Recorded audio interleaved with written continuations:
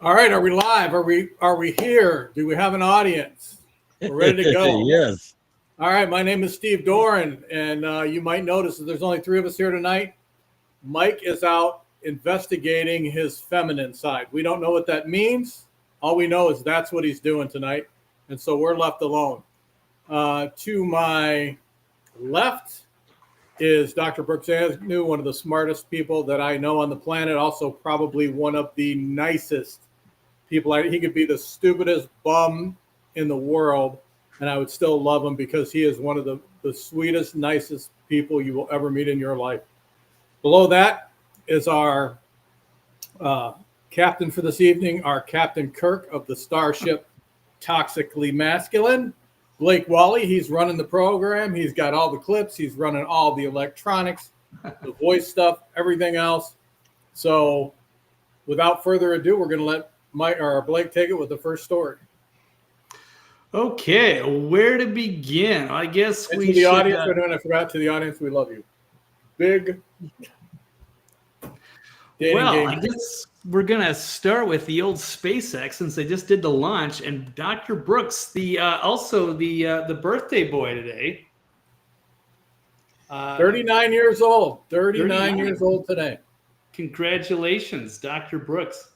It's great that everyone to have you here. And I guess we're missing Captain Mike today, but we're going to keep rolling. The show must go on. So today we got the SpaceX Starship Flight 9 launch. So Dr. Brooks, you said you were going to watch this. I'm just curious how close we are. This is going to be like a big test for multi-planetary travel. Well, it was a big test for sure. The booster. Everything worked like clockwork until they got up to about 160 kilometers. The booster behaved as it was supposed to on the way up. They decided to test some high attitude re-entries with the booster and do some engine tests. They had tested it many times in the wind tunnel, and it held up. But this was the second launch for this booster. It's going to be the final one for this booster. And it did not hold up to the stress, and it spontaneously disassembled. So, in other words, it exploded. And then Starship was looking wonderful, absolutely wonderful, in very low Earth orbit, heading for the Indian Ocean. They tried to open the cargo doors to deploy some fake Starlink satellites, just as kind of exercise. Those satellites were going to burn up in the atmosphere. But the door did not open, and they ended up having a leak. And when they leaked, they lost a lot of the fuel they need to control the attitude of Starship, and it began to spin. And that spin continued until it also disassembled. Well, that does not sound good, but at least I guess it was unmanned. Maybe a little setback here before we're off to send these. You got to test things to make sure that they work correctly, and sometimes you got to push them to their limits to make sure that when you do have humans inside, that they're safe and get to their destination. Yeah, because they're planning on a big expedition to Mars at some point, and then they're going to have like regular, transportation to be sent out there for supplies and everything. It's going to be. We're going to start with the moon. They'll start with the moon first. Yeah. I want to go to the moon. I want to see what's going on up there. I was going to ask Brooks. I don't know if this is total baloney or not, but supposedly the Chinese have been experimenting with DNA, and they have been injecting DNA in human beings that will allow them to get involved or take extremely long space flights. They're not susceptible to cold, heat, radiation, et cetera, et cetera. Is that true? Well, yes and no. I mean, they have been experimenting that way, but they still can't withstand long radiation or extreme cold unless they have a lot of natural body hair. But one of the things that that humans are susceptible to is called atrophy. And that is if you're weightless for a long time, the body naturally starts leaching calcium from your bones because you don't need them because you're weightless.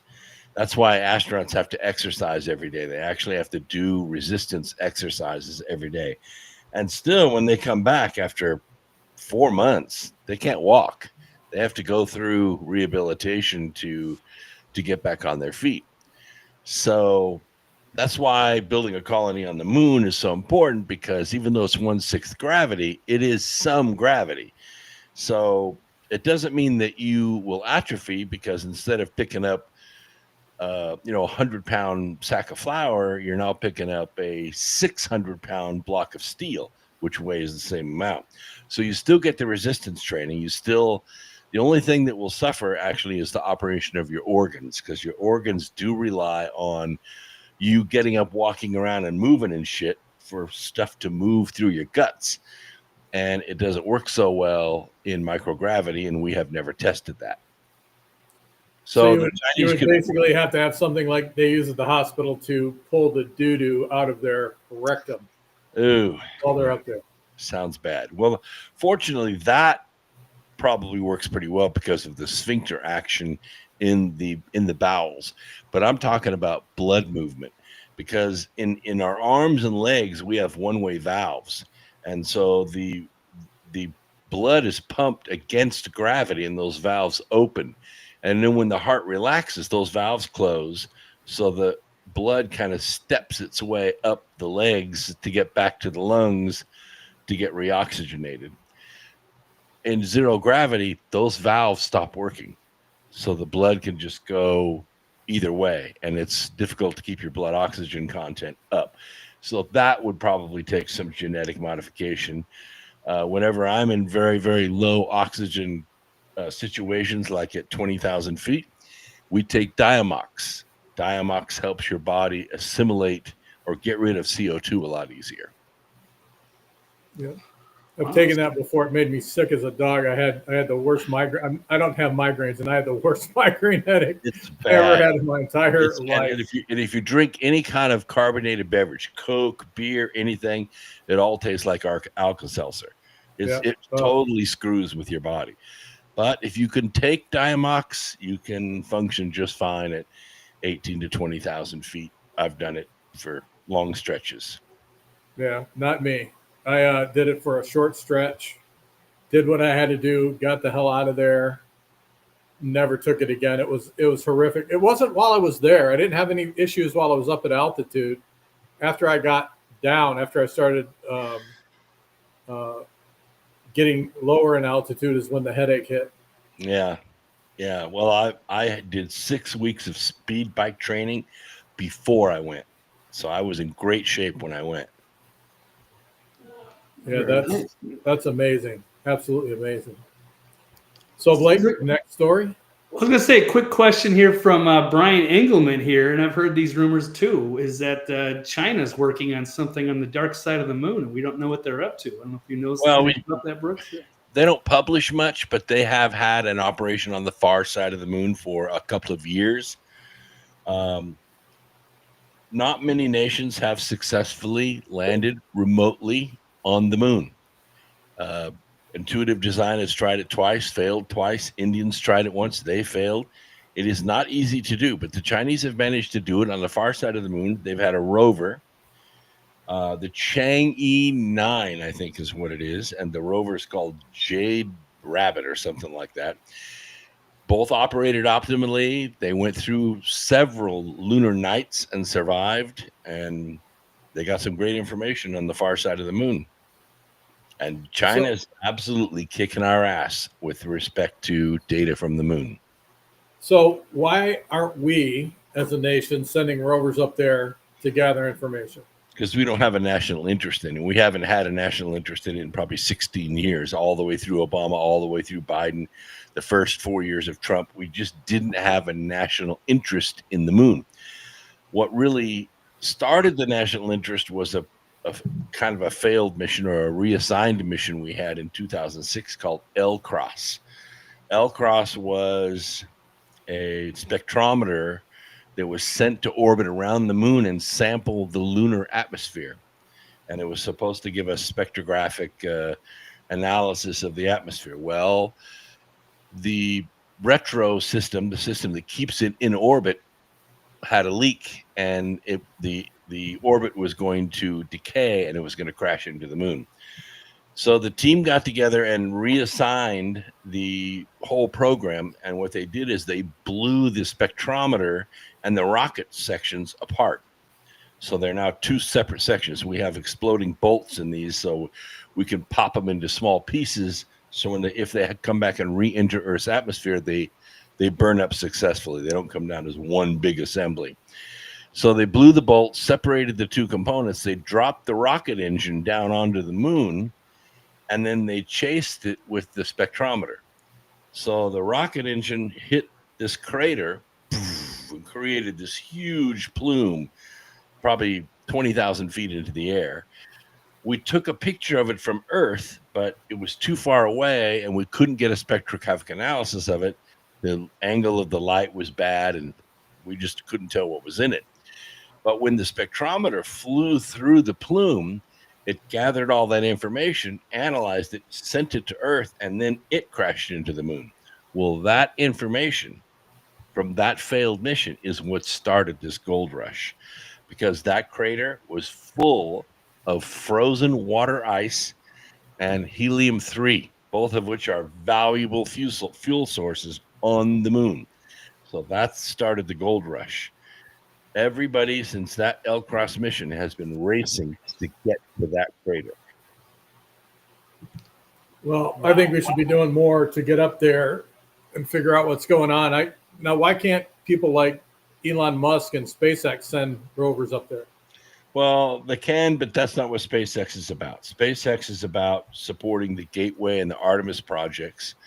So there are other companies. One is called Rocket Labs. There's another one that just recently I found out about called Gravitics. They're not publicly traded. Rocket Labs is, but Gravitics is not. And they're making a space carrier. So that this carrier will actually take dozens or even hundreds of satellites into orbit and store them. And so if we need to deploy them, it opens and deploys the satellites. So it's kind of like an aircraft carrier in space. The reason these things are needed is because we have to set up a GPS system around the moon. We don't have one.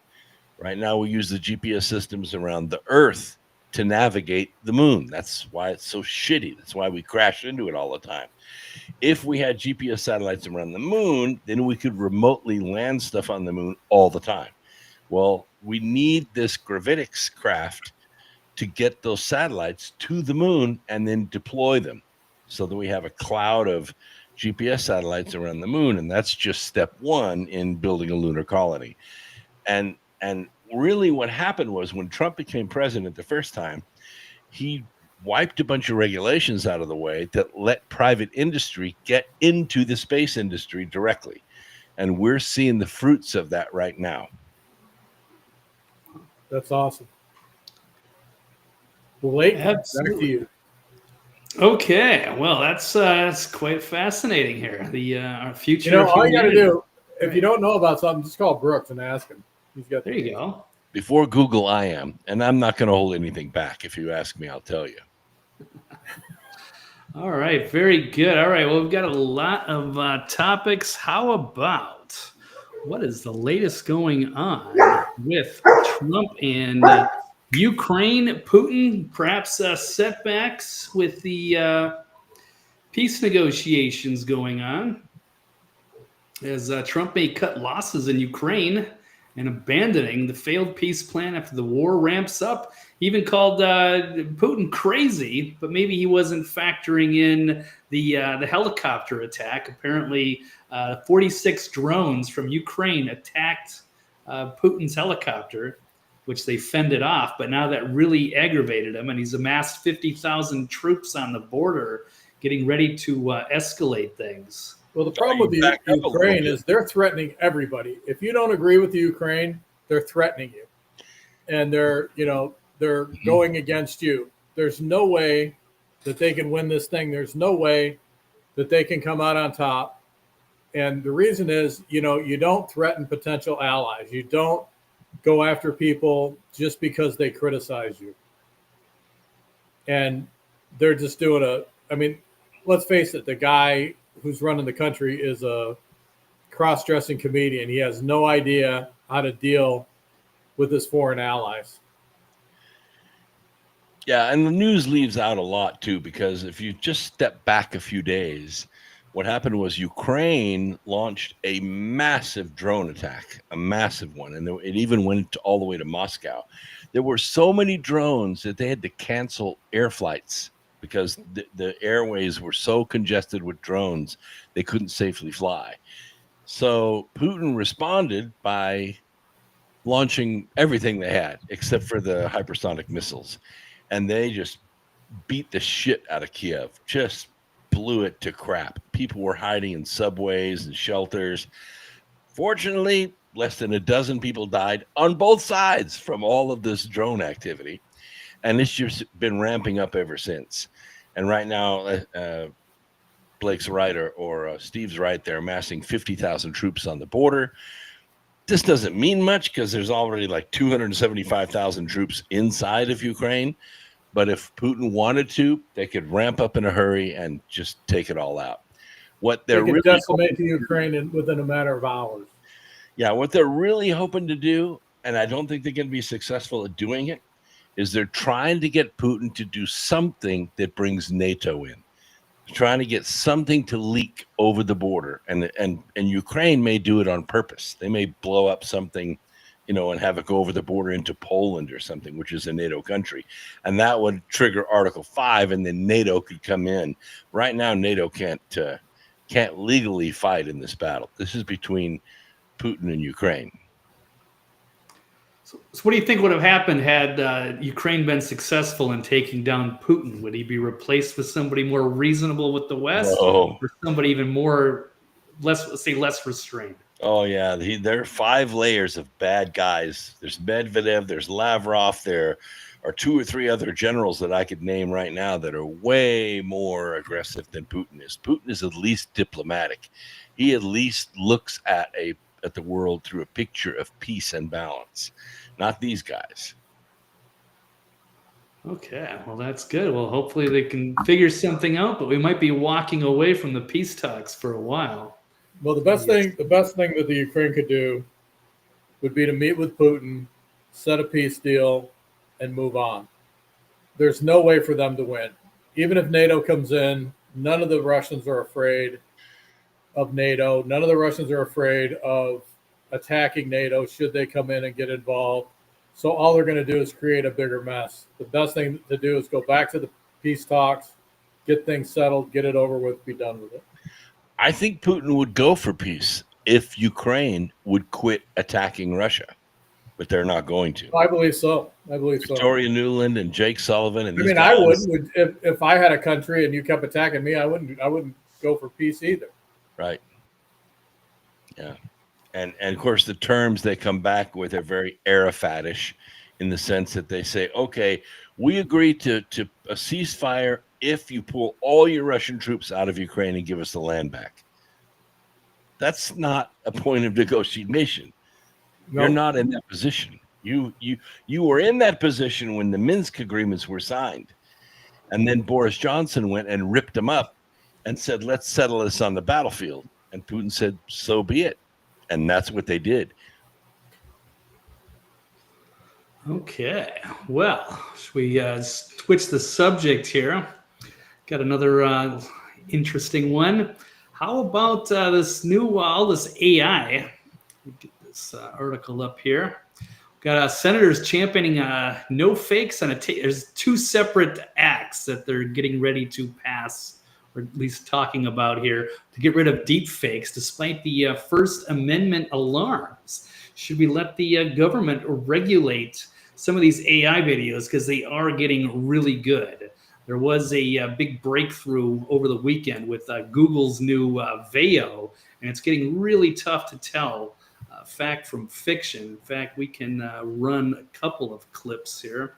We've got one here. Let's try running short one. This is from Trump, and it looks legitimate, but of course it is not. Lopping off someone's ding-a-ling doesn't make them a woman, it makes them a eunuch. But you already knew that, right? So, as I was saying, George Soros, Bill Gates, and many more are pursuing a depopulation agenda. Very inappropriate. Poison in the food, fake medicine, endocrine disruptors, psych meds, and mass immigration. They want to turn your kids gay, retarded, or both. David Hogg, Harry Sisson, and that one fat chick are the prototypes. Very off-putting. I don't often say the word yuck, but I think it fits here. Conspiracy theories, for the most part, are simply spoiler alerts. Alex Jones, paragon of truth and justice, has been saying these sorts of things for years, and it's high time we start paying attention. Lopping off someone's... Okay. Yeah, another one there.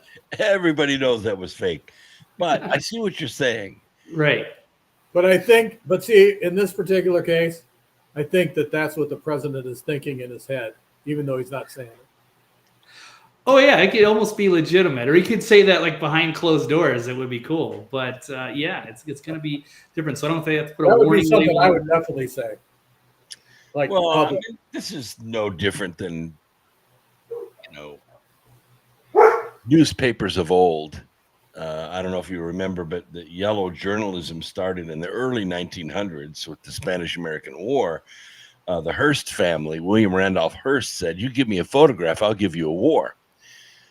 They've been doing this fake news for a long, long time and have sucked a lot of people in, and a lot of people have died because of it. But we're a smarter, wiser population now, and I don't think this legislation is necessary. Well, hold that thought. Speaking of that, I'm going to show you. I don't know if you've seen this video. It's been making the rounds the last couple days. It's pretty mind-blowing with all the different archetypes talking about kind of this end of the world sort of scenario here. So let me roll this clip because this could start a panic with the wrong crowd. Here we go. A detonation has just occurred on the outer ring of the city. We'll now be going live to our top influencer opinions. OMG, people, the world is ending. Are you seeing this? This is actually so exciting. Yo, I know it's chaos, but you got real survivor's wife energy. That's cool, I like them feisty. Like, it would totally be better if we ran it, you know? Men literally destroy everything, and my girls need to stop being so soft with these basic losers. Who even needs men, right? Anything a man builds just gets destroyed by a different man. Guys, this collapse is literally the perfect dip. I'm buying more right now. Nukes are Sua's aesthetic today. I made this outfit. Even as the world burns, my struggle for visibility and acceptance continues. This is exactly why representation matters now more than ever. As I keep saying on the channel, the world collapses when men stop lifting. It's not politics, it's testosterone. Oh, yes, yes, yes. Balloon time. So yummy. Nuclear boom. So tasty. Thank you. Pop, pop, pop. Nothing stops the daily grind. Not even a little natural disaster.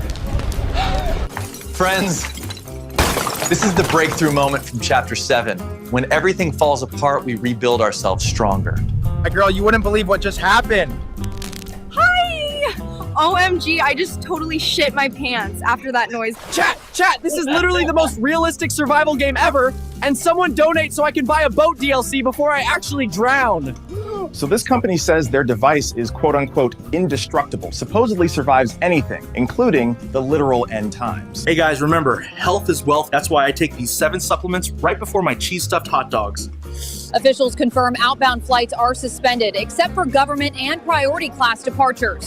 My dog has diplomatic status. OMG, there's like a nuke or something? Can we get 5 gifted subs for surviving the blast, maybe? Today I'm showing you how to infiltrate an executive class bunker using only social engineering and a Your vape. nukes are so manly. You're such a big boy. Go check out the link in bio, my king. I told you so when I said they'd shut down the grid. Look at you scrambling like rats now. The fiat system is collapsing exactly as we predicted. I just bought a bunker with doggy coin and a handshake. You losers can keep your degrees. Remember, beautiful souls, even when the earth ends, we find our center. This is just the universe asking us to go deeper into our practice. The world's in flames, but I'm on track. I manifest, then never give back. Day in the life, guys, girls. Even during the apocalypse, I'm staying grateful, staying blessed. Link in bio for my manifestation course that literally predicted all this. Oh my gosh. Seed oils made y'all weak, but this here. Y'all see this chaos, but plants don't lie. Earth's just cleansing the toxicity we've been ignoring. It's entirely possible. It's entirely possible. It's entirely possible this is all just a simulation glitching out, but what do I know? I told you so for 20 years of it. The globalists, the deep state, your precious government K. Wake up, people. They're not coming to save you now. Damn, you evacuate like a goddess. So, Bro, she smiled. That was a yes in fight or flight. Everything is fake, including me. I'm a construct created by the Door brothers. Anyway, here's Tom with the weather. Okay, so. So we got some weather happening over here, and looks like it's going to be. All right. Well, that is. They want to have legislation to take that down. Why? I mean, that's like Saturday Night Live on crack. It's a great entertainment. Yeah. Yeah, but it's getting harder to tell if it's real or fake. You wouldn't know. And I mean, that's just where it's at now. So think about in a couple of years how that could be used. Using news actors to I have do no this. problem. You know, if they're going to do things like, like the War of the Worlds, where people were jumping off skyscrapers and killing themselves and things of that nature. I mean, if they want to put some kind of, something at the bottom that, this isn't real or whatever, I have no issue with that whatsoever. And then, but as far as not allowing it to happen, I would disagree with that because it's funny. Yeah, because you're talking about the Orson Welles broadcast. They had disclaimers, I don't know, every few minutes on that program. But look at the bullshit we've been watching on our mainstream media. They don't even change the lines. They just give the same lines to another actor and another actor and another actress, and they say the same damn thing. Only they claim it's true. True. That's true. Right. Yeah, like that Sinclair broadcasting clip. And How about taking that bullshit down? Yeah. No, I agree with you. I mean, something has to be done with truth in media. There needs to be a way for the public to go after them after it's found that the information that they've been giving is false. Even like with the jab, all of those news media outlets should be held accountable for everything they said, for all the browbeating they did of the general public. They're just as accountable as the government is because they were the propaganda arm for Fauci and his minions during that time. And they went kind of overboard with it. They used their badges and their guns, and they came to your place of business, and they said, you will shut down, or we will take all the money you have in the bank and keep it. I agree. I mean, and the fact that the governors would pick, like, why you couldn't get COVID if you went into Walmart, but if you went into the local grocery store, you could. So, That's those right. types of things. I mean, it's injustice and it, I don't want to go too far ahead in the program, but, one of the things I've been posting about constantly is I'm sick and tired of this administration. I'm sick and tired of government as usual. I voted for Trump. I back him 100%, but I'm sick and freaking tired. We hear about, we found trillions of dollars being stolen. We have not heard not one name of who's going to be arrested, who's going to be indicted, who was involved in it. All of these people that screwed us over during, the COVID epidemic. Why isn't Fauci being arrested? Why isn't he being indicted? Why aren't all these people that we know about, that we know for a fact committed federal criminal acts?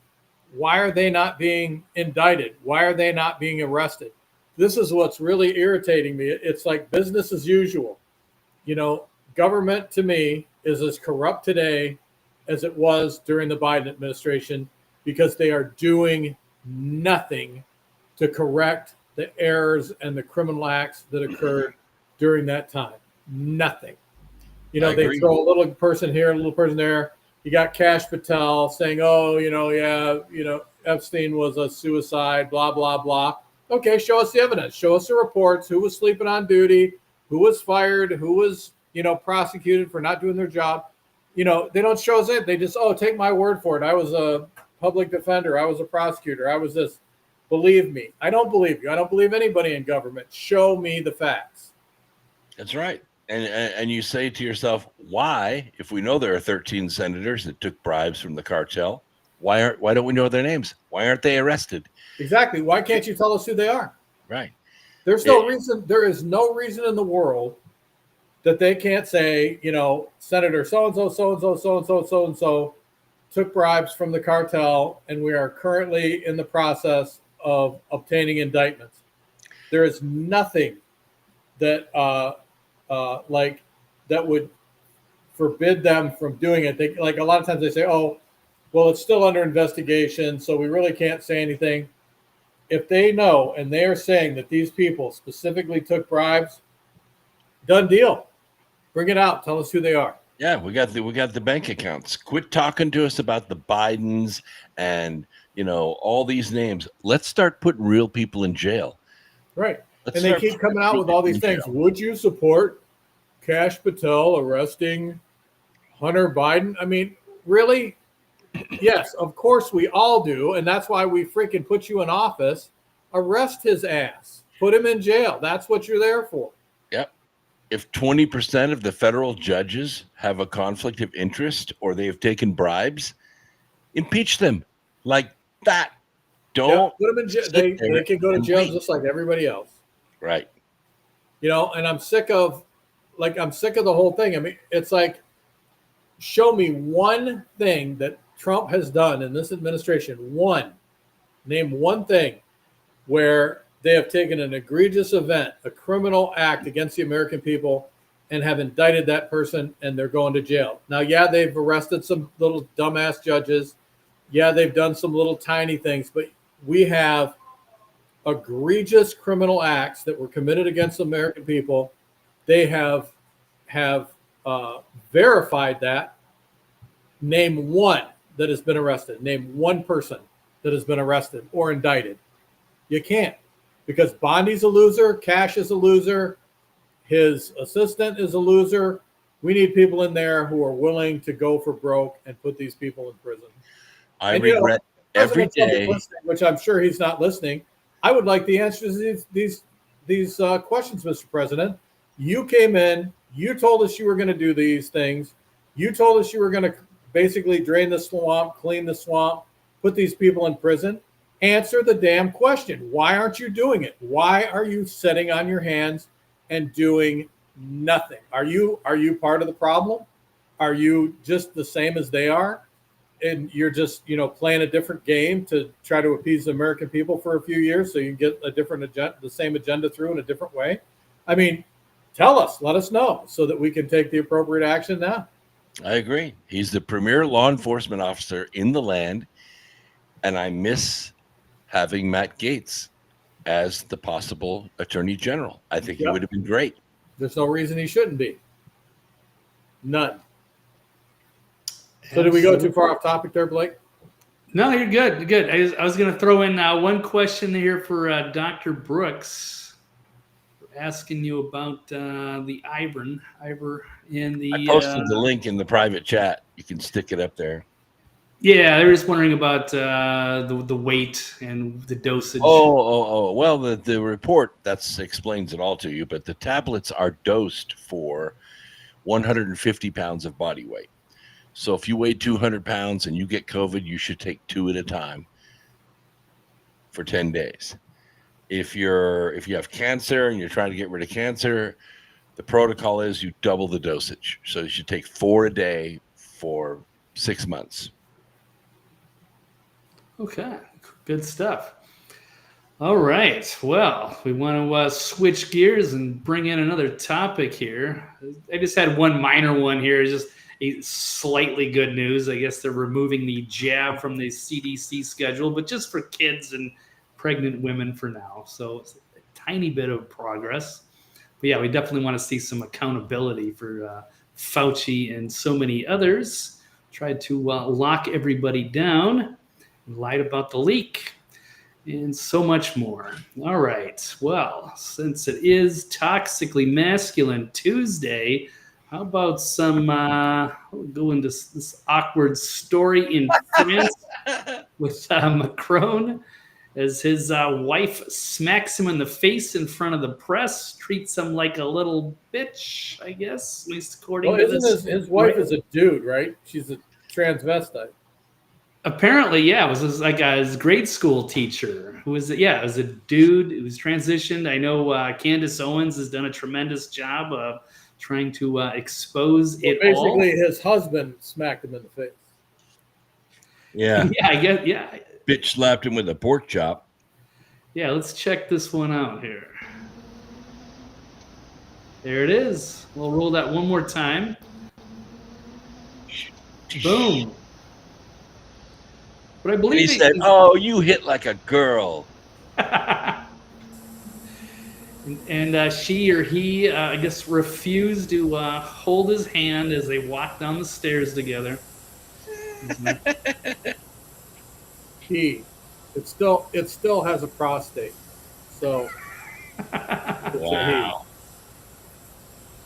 Look, you can see it's a dude. You can totally see it's a dude.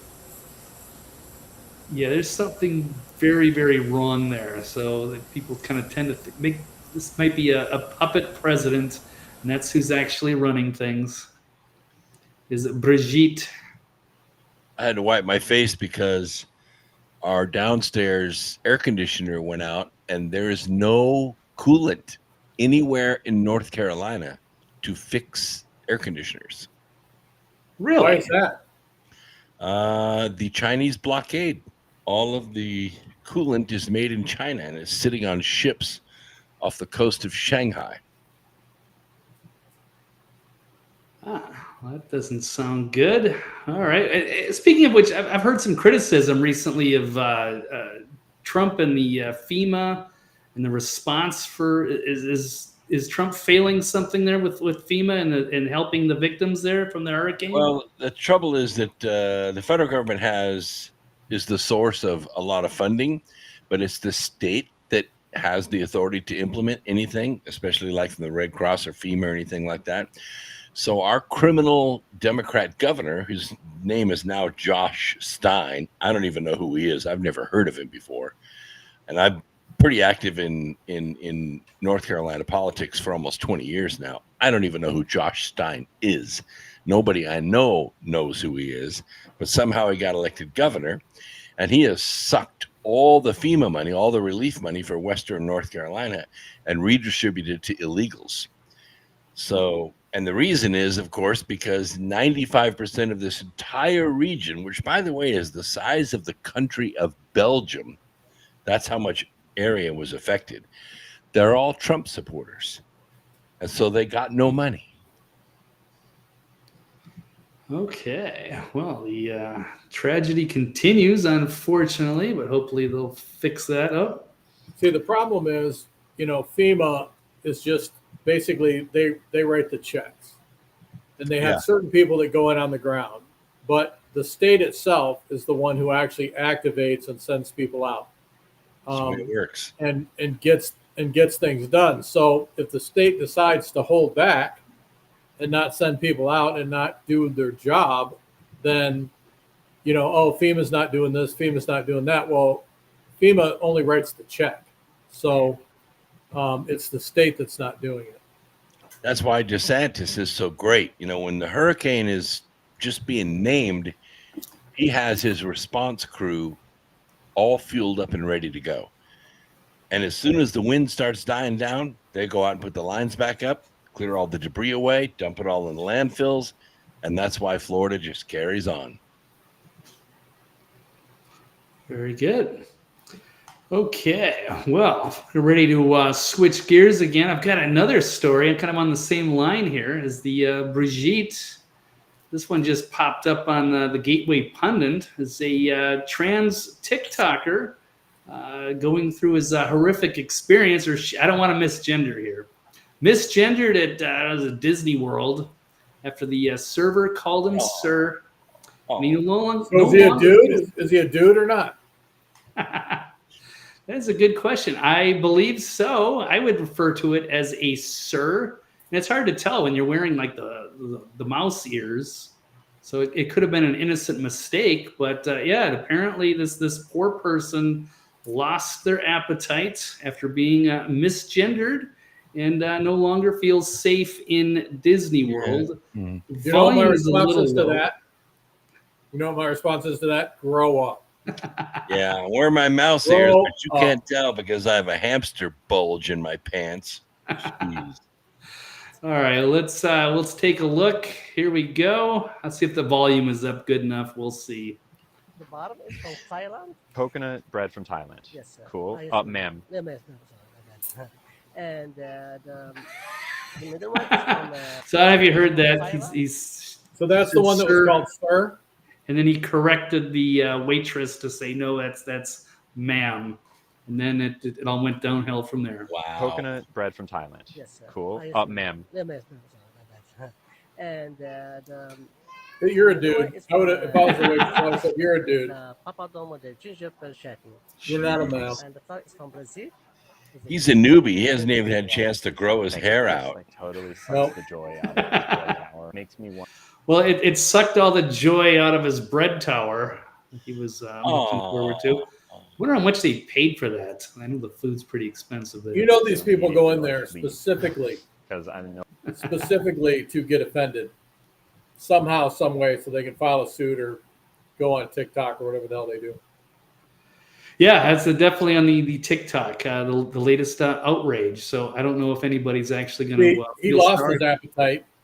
Yeah, I gained my appetite back. Good for you.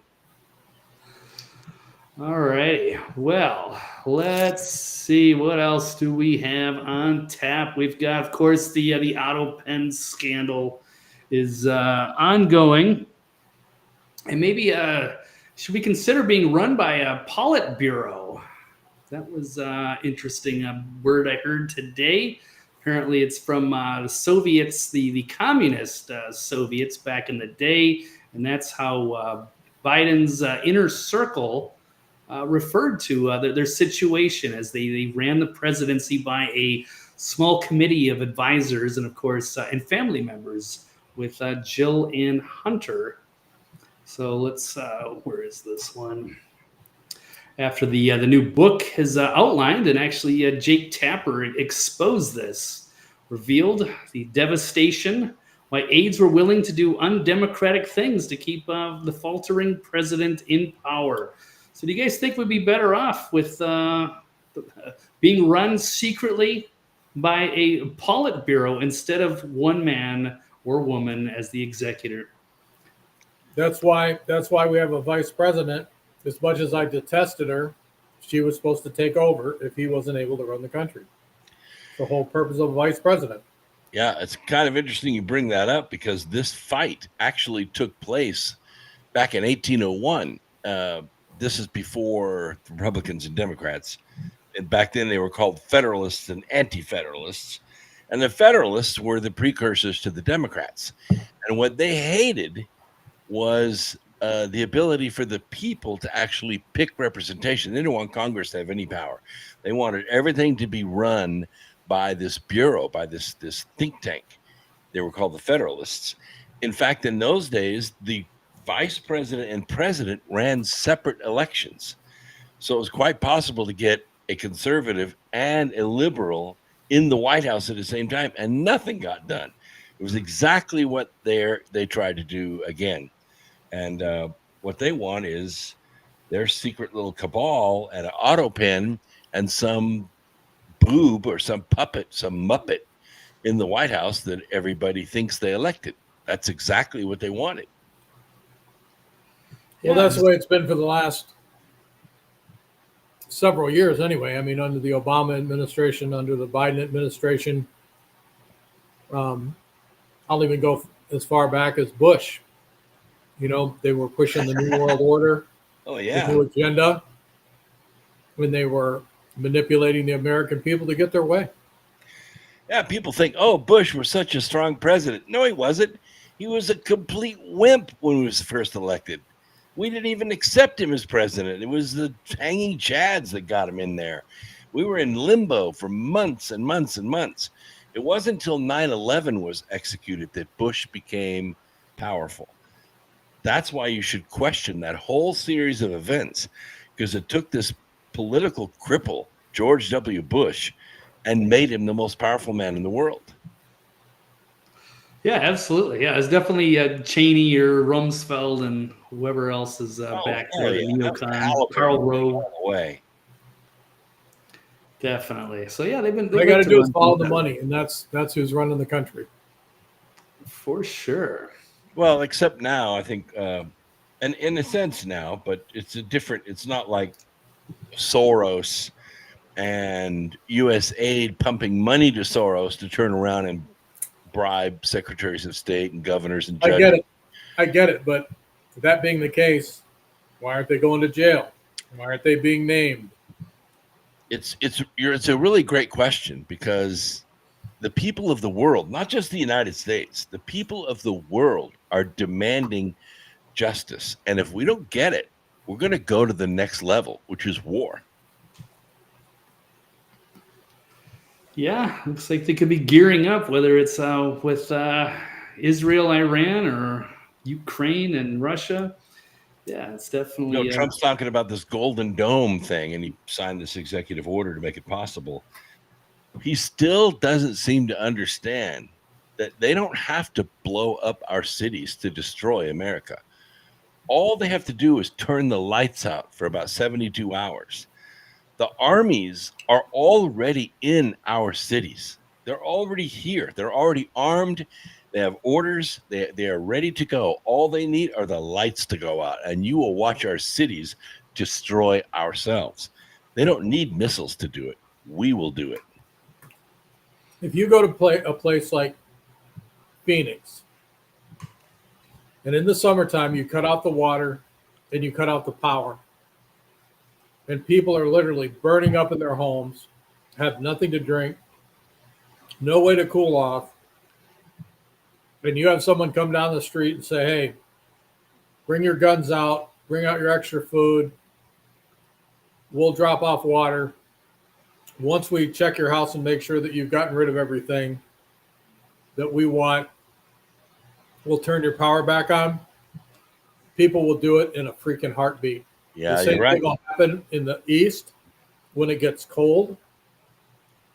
You turn off people's gas so their furnaces don't work, and they're freezing, and their water, all their plumbing is frozen and busting, and you tell them the same thing, they will do it in a heartbeat. People talk a big line, but when push comes to shove, they always want to take the easy way out. And that's what they've been training the American people to do for the last 20 years, is to be comply. And like I said, I hear a lot of people talking smack, and I know for a fact that, like I said, when push comes to shove, they won't do anything. They will go right along lockstep with whoever's in power, and they will turn you in a heartbeat. If it gains them one extra thing, that's a fact. It will happen. Like if they were to come to the end of our street and go to the first house by registration, say this guy's got 8 guns, we're going to stop and get him. So they knock on the door, tell the guy to bring his guns out. Of course, we're all looking out the window. How come all the cops are down there at Frank's house? He doesn't bring his guns out, so they tase him, beat him up, take the guns anyway, and then they go to the next house. And then the next one, and the next one. You think people are going to come out and say, hey, you need to get out of our neighborhood right now? Nope. They will all comply, one house at a time. Look at what happened. Look at what happened during the BLM riots. People's houses were being torched. Doors were being kicked in. Did anybody defend themselves? One Did guy. you hear people getting blown? Did you see hundreds of bodies on the street from people being blown out the front door? No. So, they say, well, that's why they did it in Minneapolis and they didn't do it in places like, the South, Little Rock, Arkansas, or whatever the case may be. But the reality is that there are only certain parts of the country and certain people who will defend themselves. If I see them coming down the street and doing that, now I've got the advantage. I'm going to engage them when they're nowhere near me and put them in a bad situation. But in most cases, people are like, "Oh, I don't want to get involved. Maybe it has nothing to do with the guy just owning a few guns. Maybe he's a felon. Maybe he's a child molester. I'm just going to plug my ears and pretend like it's not happening." Right. You're going to see that over and over and over again. Yeah, that's why the song came out, Try That in a Small Town. Yeah. Right. But see, that's the thing. Even when you look at the Russians, when you look at history, they left the Siberians alone because the Siberians, they would say, look, you don't do what we say, we're going to kill everybody in this community. And the Siberians are like, go ahead, and we will kill 10 times as many soldiers and destroy and make your life miserable for as long as possible. So you go ahead and do it. And sure enough, it was easier to trade with and work with the Siberians than it was to try to force them to do something, because every time they tried to force them, the return on their investment was zero. Nazis tried the same thing. They invaded when the weather was great in the spring. They just rolled right on up into Russia. And when wintertime hit, the brutal reality set in. Yeah, that's the way they like it. Use that leverage. Yeah, a lot of dictators or Mao or Stalin or anybody, likes to control the population. Well, Mao had a little different situation. Mao very successfully divided his country ideologically. You're either with me or you're against me. And if you're against me, if you're against joining my great solution, we're going to starve you out. And that's what they did. 20 million people died. Yeah. Trust me, I don't care who's in office. It's not going to be easy. I keep telling people, watch yourself. Things are not going to get any better. It's all smoke and mirrors. If things were going to get better, our jails would be packed full of these people who have been stealing from the American people and who have been destroying our economy and destroying our government from within. It's not happening. You're right. Still the target. You're still the victim. And if you think anything else, if you think anything other than that, you got to screw loose. And they know it. And that's why Jasmine Crotchet can come out and say, in 26, we're going to take back over Congress. And I personally will lead the effort to prosecute Trump and all his family and all his supporters. Yep. She's running Big Tish's manual for self-enrichment, and she thinks it's going to work. And it very well may. See, this is the thing. We don't know what's going on behind the scenes. We think that we're plugging, all we've done is stuck our finger in the dike, and we're waiting for it to explode. We don't know that they have corrected, and I know they haven't corrected the voter fraud. I know that these politicians that have stole from us, we know they still go to work every day. We don't see any of them leaving in fear or resigning their positions. We know that none of this, as far as we know, they've cut the money off, but we don't know that for a fact. All these places could still be receiving their, the funding that they've been stealing for years. We don't, like I said, we don't know.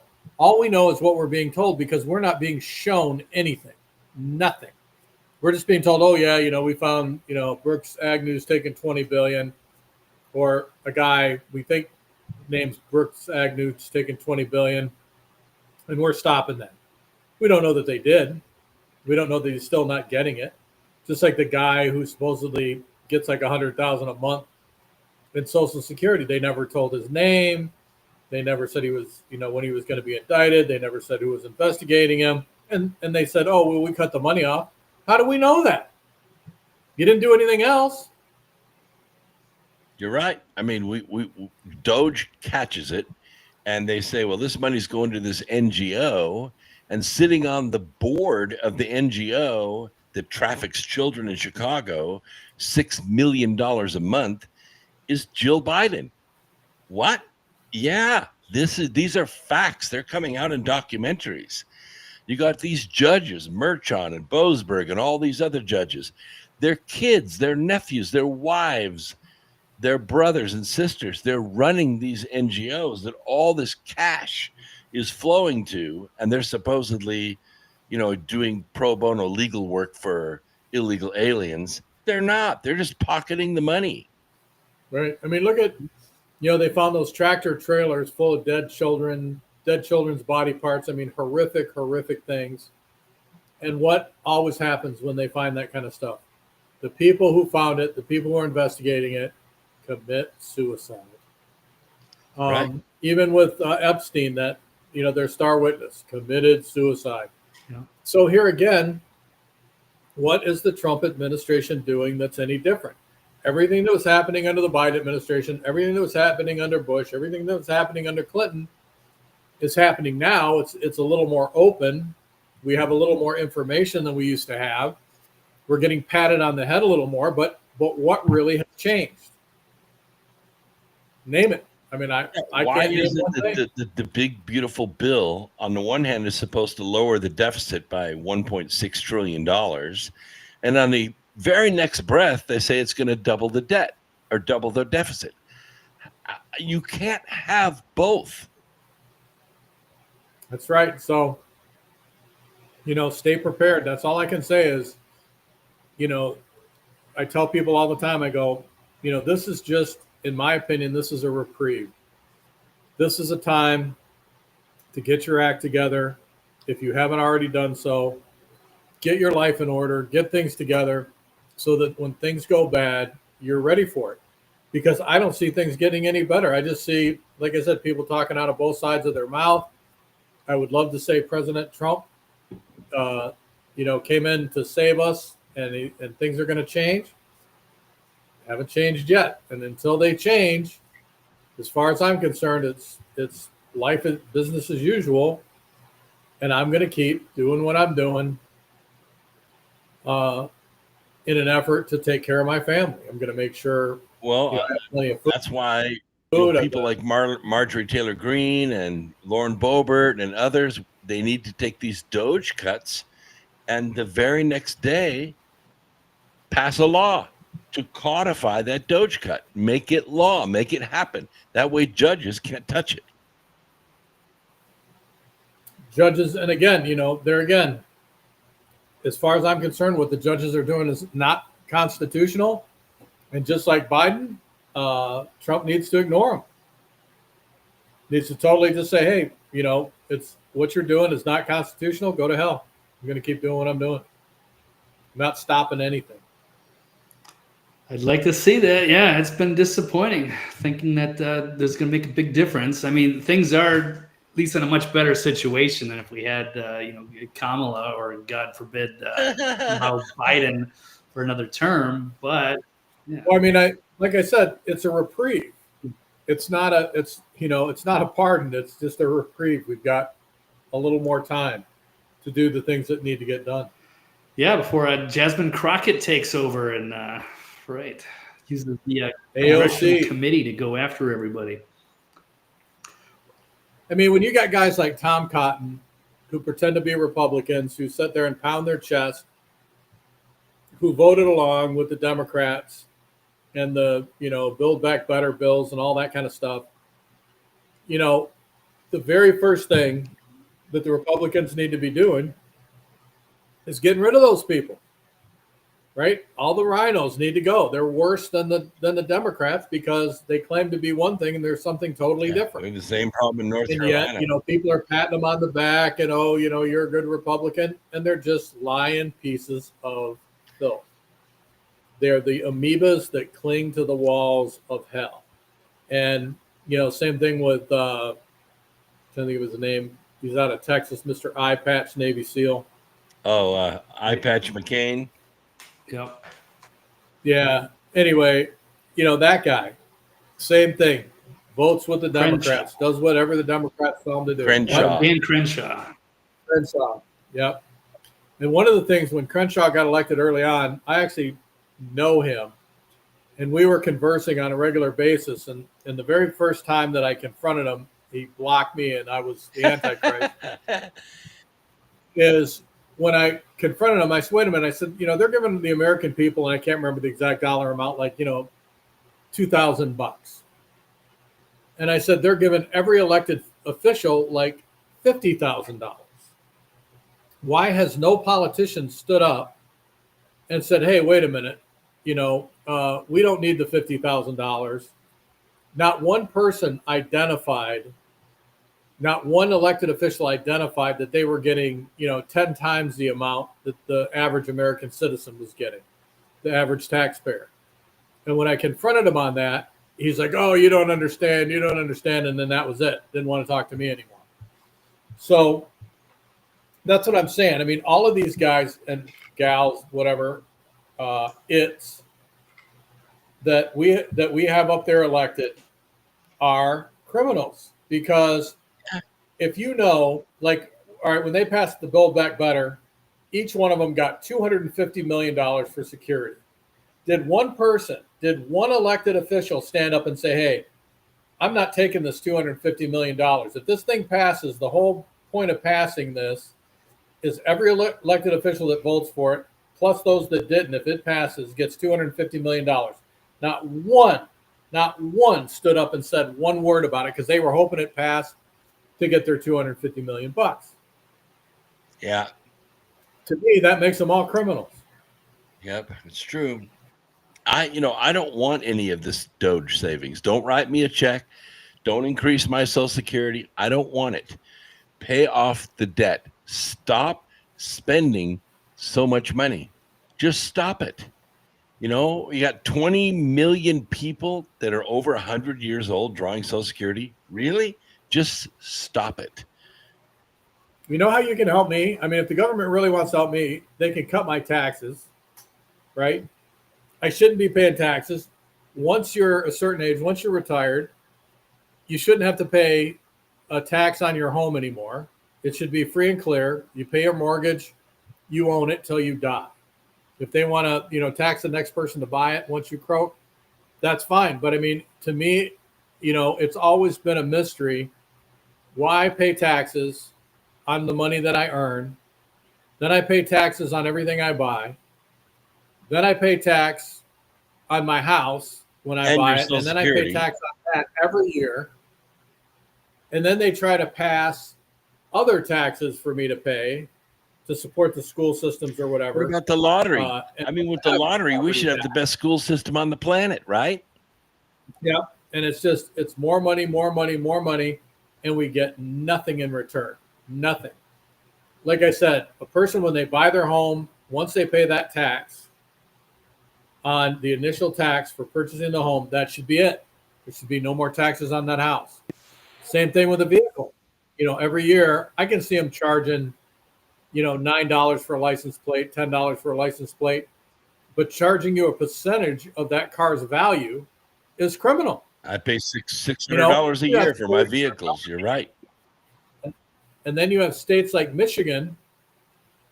Brooks is a national speaker, so he goes up to New York to do a speaking engagement. So he gets a traffic ticket. He lives in Michigan, and he pays his traffic fine. He's guilty. He says, I'm guilty. So he goes up, pays his, $500, $50, whatever ridiculous amount the state of New York is charging. He gets back to Michigan. He gets a letter in the mail that because he's such a horrible driver and got a ticket out of state and has embarrassed the state of Michigan, that he now owes the state of Michigan $500. And if he doesn't pay it immediately, he will lose his license to drive. And they contact, which again is criminal. Wow. then they contact Brooks's insurance company and says, hey, you need to raise his rates because he doesn't know how to behave when he leaves the state. And they spanked that rash a few more times. Yep. So again, how ridiculous can it get? I mean, first of all, the state of Michigan has no jurisdiction in anything you do in the state of New York. None, zero, zip. How can they fine you, write you a ticket, and expect you to pay it, and then, threaten to cancel your license when you have done nothing illegal in the state of Michigan? That's why we call them revenuers. And yet, have you had any attorneys challenge it? Nope. That's why we call them revenuers. That's what I'm saying. We are a nation. I don't care what you say. We are a nation of slaves. And you do what we say, or we're going to ruin your life. Do what we say, or you're not going to be able to function the way that you normally function. And that's a fact. It's not, it's no secret. And if you go down and you go to the Secretary of State or whatever the case may be, and you say, hey, this, how is this constitutional? How can you do this? They're like, we do whatever we want, because if you don't do it, we're going to take your license away and then you can't drive anymore. Yeah. We have that power. And again, it's just a way for them to get more and more and more money. It's true. Racket. I agree there. Anything else, Blake? Well, all I have left is a hypothetical thing for fun if you guys want to play. But that's I do, but we already know that Brooks is going to win. Well, I want to talk about nuclear power plants and the law or the act that was just put into place. This nuclear ordering the reform of the Nuclear Regulatory Commission. And once this is done, and it should be done pretty quickly, probably in the next week to 10 days, it's going to allow the United States to do something we haven't done in 37 years. We're going to be able to build new nuclear power plants. Oh. Okay, and what's your feeling on it? Talk about clean, renewable energy. There you go. No, I'm all for nuclear energy, but so this will allow them to do it without what, state's permission or what? No, they still have to have state permission, but what has held them back is the Nuclear Regulatory Commission has stopped any nuclear power plant construction for 37 years. We have not had a new plant built in 37 years, and the technology is way better now than it was. We can build them for other countries. We build them for Japan. We build them in South America. We build them in Europe, Southern Europe, not Northern Europe, but we don't build them here. And we need to have about another 50 nuclear power plants in this country in order to stabilize our grid and keep our costs down. Well, I'm all for it. Anything that keeps the cost down. I'm off grid technically. I'm still hooked to the grid, but I have solar and a gas generator and battery power. So my bill is like next to nothing. But with the technology the way it is, with the money that we know that the United States has now that has been stolen from us, we should be able to have a power grid that supplies us all the power we need for next to nothing. Sure. And I'm all for it. I'm all for it. You want to build a nuclear plant? Have at it. Yeah, as long as it's clean. It's not like the Fukushima disaster, which kind of terrified everybody. But I toured Fukushima before the tidal wave. It was a great cesium plant. But the locals knew that they built it on a fault line, and it was right there on the beach almost. So they knew it was susceptible to this kind of natural disaster. But it was still a very cool plant, very modern, very clean, a cesium pile, much more stable than a uranium pile. And it provided power for everything all the way to the south end of Tokyo, Fukushima did. And then, a series of unfortunate events. And the cooling pumps didn't work, probably because it was infected with the Stuxnet virus, and now you have a world catastrophe. But that doesn't happen with all the nuclear power. We have nuclear power plants all up and down the Mississippi River. Tennessee, Kentucky, Missouri, and they all have been functioning for a long, long time and provide the center portion of our grid. Old Hickory, which is kind of the epicenter of the grid in the United States of America, was built because of the TVA.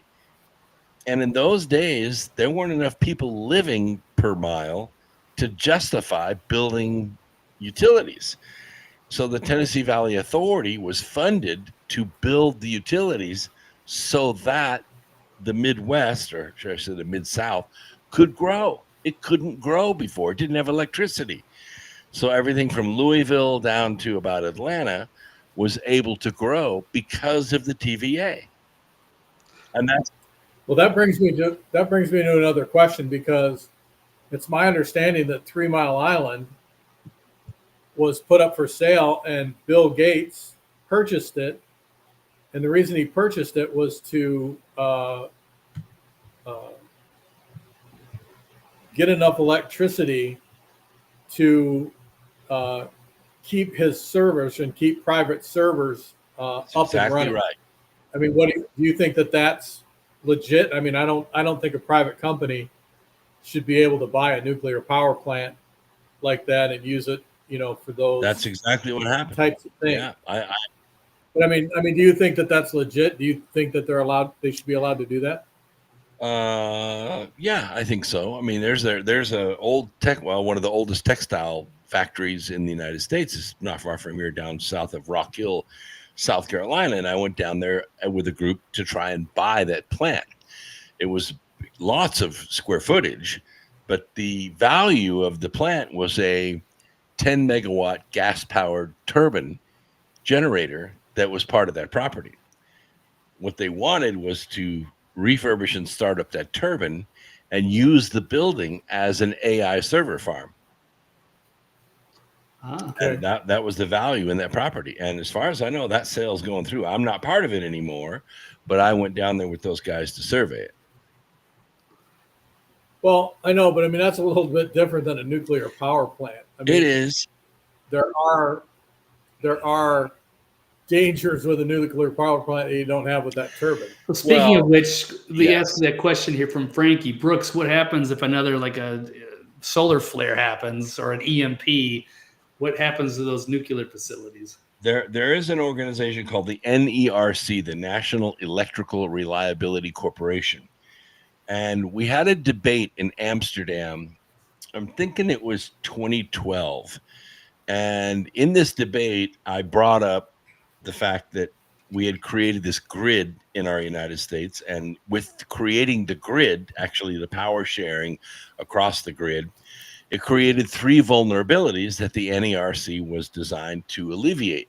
One was, exactly as you bring up, natural disasters, either a solar flare or some kind of hurricane or some kind of earthquake that would disrupt the power in one region, so the power could be sent to that region from another region that's not affected. And that's what the NERC was designed to do. The other one was a purposeful attack like an EMP or an act of war. And the third one was cyber hacking. So that's why the NERC was developed. And what I brought up in the debate was, and what I was representing there was what's called low voltage local supply. Instead of generating voltage at 400,000 volts or 200,000 volts, we generate power at 20,000 volts or 14.4 thousand volts and deliver it locally at a local grid, not put it on the main grid, but power these local regions and make them independent instead of dependent upon the grid. And all I asked for was 1% of the money they were spending with the NERC to do it, and they turned it down. It's rough. Of course, you cannot use common sense when you're talking about national security and the power grid. You got to leave common sense completely out of it and do it the opposite way. Oh, I thought that our proposal was reasonable, especially when you're talking about hospitals, traffic control systems, airports that need a local low voltage supply instead of being dependent upon the main grid. So if the main grid went down, you'd have a local system like a thorium reactor, and there were even cheaper technologies available that are still available now to bring a local grid up that can generate, say, 10 or 12 megawatts. And of course, we're not going to use it because it makes sense. Basically, you can tell whenever somebody puts a plan together like you did that makes perfect sense, you already know the answer before it even goes before anybody. It's going to be no. Well, then they brought on smart meters, and I helped refurbish a manufacturing facility that makes smart meters. I don't know if you're old enough, Steve, you remember. Maybe Blake doesn't remember. But the early technology for us in communications were what we call beepers. And the beepers ran on 88 megahertz. It was a band around 88 megahertz. So it was convenient for us. We got a beep, a phone number to call. We went to a payphone. We called that number, and that's how we stayed in touch. We didn't have cell phones or anything like that in those days. Well, when that technology became obsolete, the frequency band freed up. No one was using the 88 megahertz band. So smart meters picked up the 88 megahertz band with Zigbees. These are little about credit card size radios that go inside your meters. And they don't have much power, maybe an eighth of a watt or something, just enough to reach the repeater or just enough to reach that pickup truck that drives by your house once a month to pull how much electricity you've used. Not very much power at all. And that smart meter technology allowed the grid to do what's called power shaving. If they needed a few extra megawatts in the afternoons, if it got really hot, they could shut people's water heaters down and their heat pumps down and all this kind of stuff by just calling up the meter and turning off the power. Amazing. It's all about control. It's all about a central control. If they had a neighborhood get out of control, like Steve said, they would just shut off your electricity and bring And they would do it at a time. They would do it at a time that would be the most inconvenient for the homeowner or the resident. Because like I said, you want to control Phoenix, wait till the middle of summer. You can do whatever you want. Oh, yeah. Say no water, no power. You're going to die within a matter of hours unless you do this. People are going to bend over backwards to get it done. Canada showed us the way. Yep.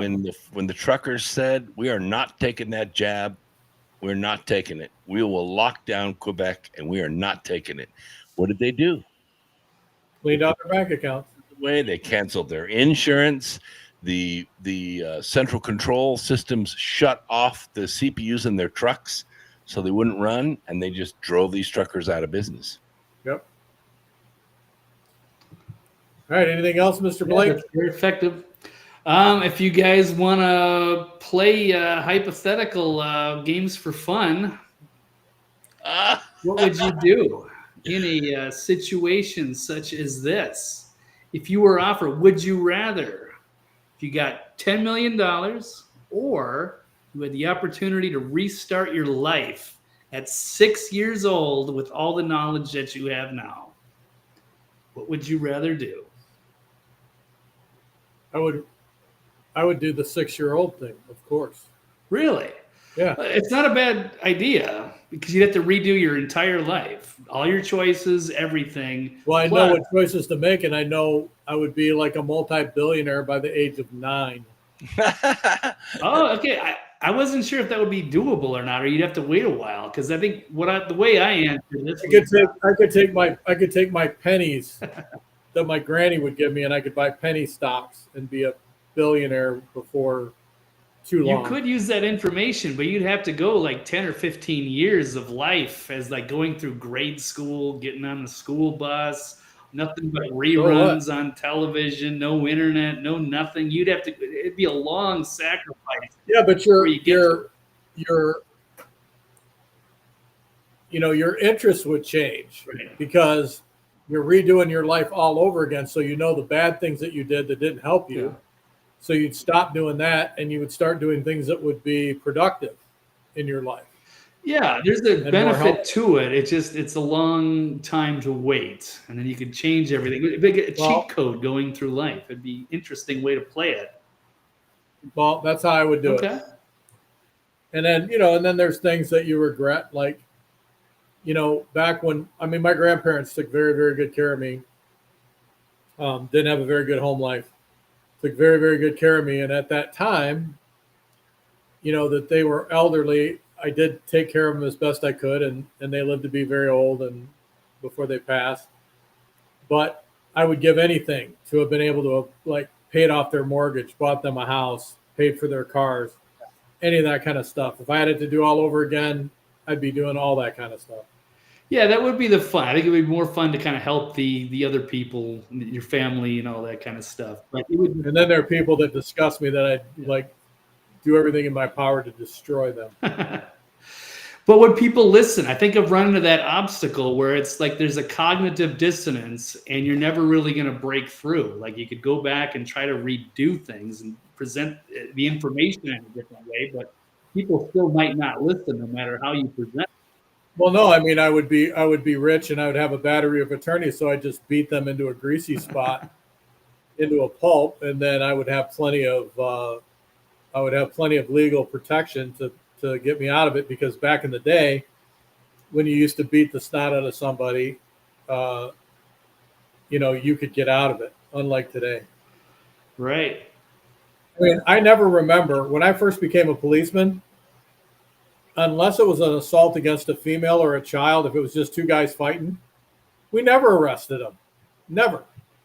Why? They were just two guys, had a disagreement.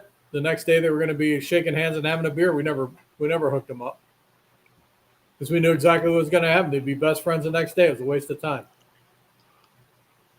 It'd be an apple. It wasn't until the feminazis took over and they started feminizing the country where, we can't have people bullying each other. We can't have people fighting. We can't have this. We can't have that. They brought in all the psychology and all the bullshit. It wasn't until that time that the world went to hell. Back when, guys, if Brooks had a problem with his neighbor and they duked it out behind the garage and had a beer and settled it, we didn't have all the problems we had today. It was taken care of. That's just the way it was. You had a problem with your neighbor, you settled it. And I'm not saying there wasn't any crime, but it's not like today. Right. You didn't have hordes of people running rampant and burning down entire, cities. We did have prior to that, in the 60s, we had problems in Detroit with the race riots and whatnot, but not like today. So, and all of that was created by the women feminizing the United States and, in fact, the world. And that's what's caused all the problems. The dads weren't involved anymore. Everybody has to be nice to each other, blah, blah, blah, blah, blah, blah, blah. I could go on for days. But the reality is sometimes getting your ass whipped isn't a bad thing. Sometimes, fighting for what is right isn't a bad thing. Sometimes when people get out of line and they are extremely destructive and you go in and hammer the crap out of them to stop them, it isn't a bad thing. Right? Because there has to be rules. There has to be justice. There has to be law and order.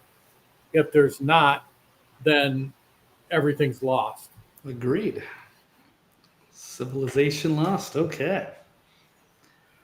Well, I think that's all I've got on tap, unless you guys have anything. Well, Brooks, answer the question. Brooks, I would take the 10 million, because I wasn't a 6-year-old, but I was a 9-year-old, and I had all the knowledge of an adult. And it did me no good, because nobody would listen to me because I was freaking 9. So I already had all the knowledge, and it didn't mean that I had wisdom. I made stupid mistakes. Like I did not wait till I was graduated to get married, things like that. But if I had 10 million now, there'd be no looking back. All my kids and grandkids would be set for the rest of their lives. And the entire forward generations of the Agnew clan would change forever. That's true. Blake, you didn't mention us in that comment. Did you notice that? We didn't get even a I'll buy you a garage to park your car. Right. Little something. I mean, I don't know how much the IRS is going to take of that 10 million. They're probably going to take a big bite of that as well. But yeah, a little stipping for the rest of us. Well, our grandparents never wanted us to take care of them. What I wish my dad would have done and my grandparents would have done is taking care of the next generation. That's how generations proliferate. When the current generation takes all the money and all the money the grandkids are earning, that's the failure of any society. That's what we're doing right now. The failure is, in my opinion, with my grandparents, I had a greedy relative who basically cleaned out everything that they had when they were in a position that they could not defend themselves. So, and I see that time and time and time again. It's not that the grandparents or parents didn't plan for the grandchildren or children. It's that someone got in there and screwed up the works before it was allowed to happen. And and in my law enforcement career, I saw that like millions of times over. So, and I know that if you did it, Brooks, it would be done correctly and you would have attorneys involved and things like that. But usually if things are screwed up in a family, it's a family member who screws it up, in my opinion. Yeah, it's true. And that's basically what happened with my family too, is my grandparents and my parents drank all their money away. They were all alcoholics. Yeah. Not good. Just like Blake. If Blake gets a family, gets married, he will drink up every penny that he's got. It's gonna be all drugs and In fact, it'll say in his will. It'll say in his will, if I have $1 left, something has gone wrong. Right. In my financial responsibility. All right, gentlemen. Guess we're out of here. It was good seeing you. Yeah.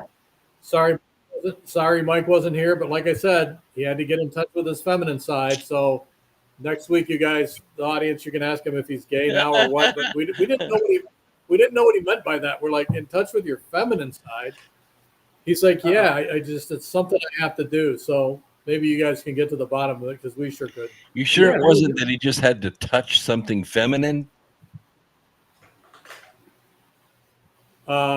Like his cat or something? I mean, I have no idea. But anyway, we'll get to the bottom of it next week and find out what happened. There we go. Toxically Masculine Tuesday, another one in the books. Wasn't sure, but yeah, it was a good time tonight, guys. So happy birthday to you! And it's always good to see you guys. It's always wonderful to be around Brooks. It's always wonderful to be around Blake. Mike, he's a dick, so happy birthday to me. Sometimes it's good to have a break from him. Huh? I said happy birthday to me. And happy birthday to happy Brooks. birthday to Brooks, who is 39 years old. Yeah. 45, but who's counting? All right. We'll see you next week. Congratulations. All right. Yeah, sounds good. All right, guys. Well, let's do that. All right. Thank you, everybody. He'll be back next week. Hopefully with Mike. We're not 100%, but we'll see. He's got a very busy schedule coming up. But if not, maybe it'll be the three of us again, and we'll look forward to that too. All right. So until then, everybody. all right. Take care, everybody, and we'll see you next time.